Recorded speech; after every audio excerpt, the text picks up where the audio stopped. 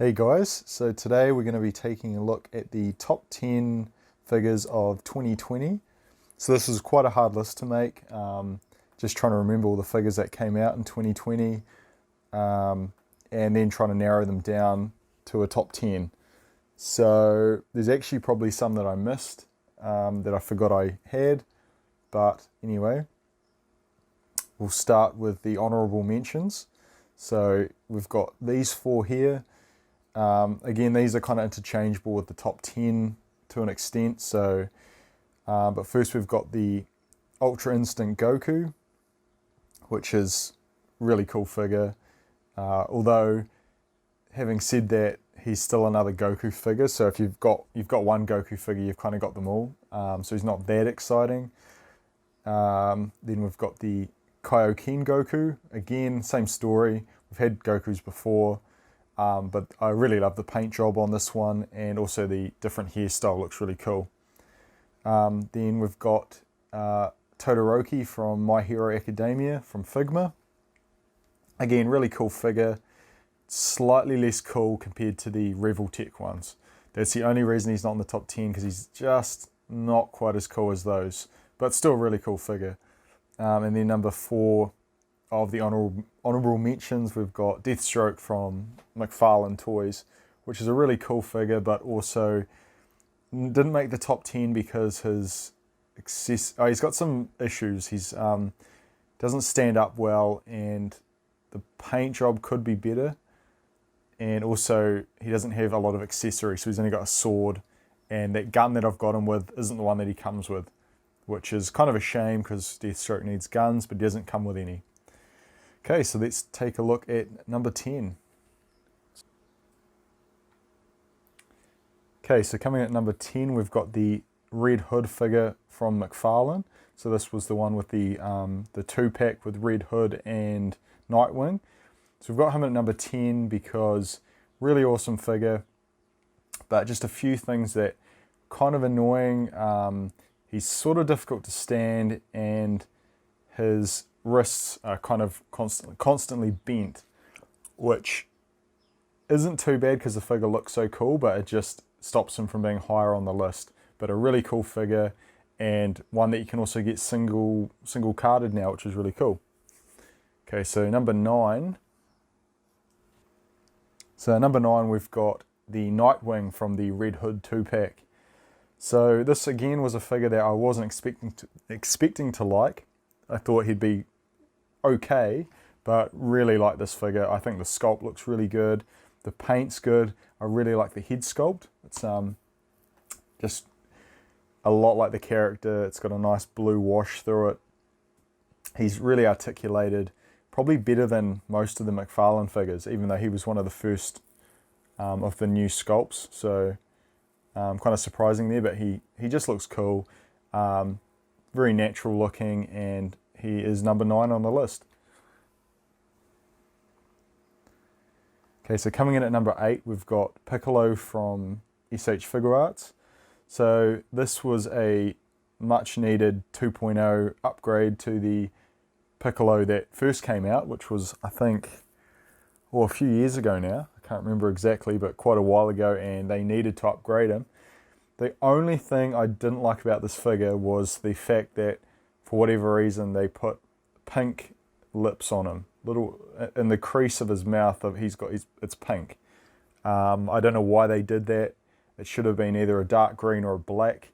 But other than that, really awesome figure. He comes with a cape, heaps of accessories, really cool, and he's better.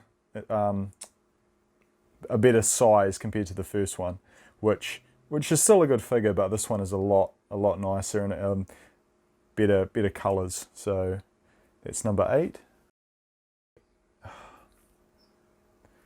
So coming in at number 7, we've got the Goku from Bandai, which is the Imagination Works line, which is new this year.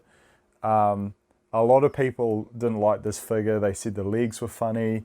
They didn't really like the rubber arms. They thought he was overpriced. I really liked him. I've got 2 of them, as you can see, so I've got both head sculpts. I think he looks really cool. he's not one that you'd necessarily want to pose around too much, just because we don't really know the longevity of the rubber that's used on the arms, but it is pretty cool.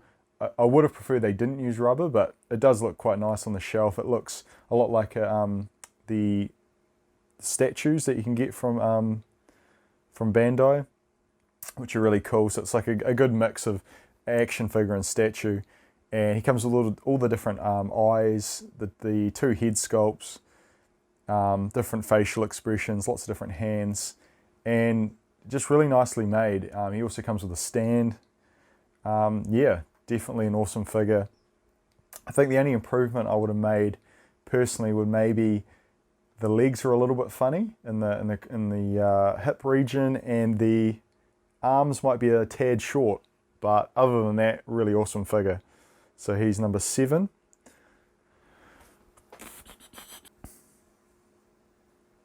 Okay, so coming in at number 6, we've got the Garo figure from Dyson Toys, which are a company that does knockoff or third-party figures that aren't licensed.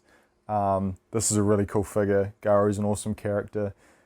A lot of articulation, really good accessories, lots of heads. Comes with a stand. Really captures the feel of the character from the anime. And the only Garo figure that you can get. So this is number 6. Okay, so coming in at number 5, we've got the Alita Battle Angel figure from Hot Toys. So Hot Toys figures are kind of almost cheating because they're such a high quality, expensive figure that they're always going to be better than a lot of other figures. But in saying that, this is just, it's got to make the top 10. Took the pre-orders for this was so long. I think it was like over a year for it to come out. It was like a year and a half, bordering on 2 years. Finally came out and was well worth the wait. Comes with a really cool stand. You can give her the sword that she has in the film. It's got movable eyeballs, which is really cool. The head sculpt's accurate. You can take off the black suit that she wears, and she's got all the mechanical detail. She comes with the heart that she pulls out in the film. This is a really cool piece. The hair's magnetic, so you can take that off. Not sure why you'd want to, but the option's there. Just a really awesome piece, and well worth the wait. Okay, so coming in at number 4, we've got the Midoriya figure from Remtek. So this was a funny one because I'm not even though I own quite a few Remtek figures, I'm not really a big fan of them. I know a lot of people aren't because the joints are oftentimes quite ugly. The sculpts are kind of weird and stylized, but this figure they just nailed it. It looks so much like the anime, super articulated, looks good in a vanilla pose, so you can just have it on the shelf and it's not obviously a Remtek figure. Heaps of accessories, like it's got the energy effect around it now. He comes with different faces, he's got different eyes, different hair, comes with a stand. It's got like sound effects that you can put next to it, like let's say smash and stuff. Really cool figure. Really hard to pick between this and All Might, but yeah, you could put All Might and him in the same sort of, you could interchange them on this list. So anyway, he's number 4, so you already know number 3. Okay, so coming in at number 3, we've got All Might. So All Might is a little bit more of a Remtek style figure in the fact that his joints are a little bit ugly, but they nail everything that you can kind of forgive it. So he just looks like All Might. The proportions are really cool. He's got the massive shoulders. You can put him in all sorts of poses that he does in the anime. He comes with 3 different faces, I think it was, even though they're all virtually the same because his face looks the same all the time, but still really cool.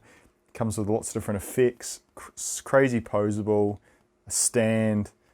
He's really big as well. He's like at least 8 inches tall, which is really big. And just nicely, like brightly coloured, and so much better than the McFarlane All Might, which at the time I thought was really cool, but getting this in hand, he just looks, the McFarlane one just looks like kind of like trash. So so anyway, that's number 3. Okay, so coming in at number 2, we've got both variations on the Spawn figure from McFarlane. So I think this figure made a lot of people's top 10 lists of 2020. It's probably the only McFarlane figure that doesn't have too many weird articulation issues. The sculpt's like just looks like it's just from the game, like they just nailed it. Love the black figure so much that I just needed the white one to go along with it. Even though he kind of looks nude, but he's not. It's white. It's not skin. And yeah, it's really cool. They made a few variations on this with all the different weapons, but just an awesome figure. This could have come in number 1, but yeah.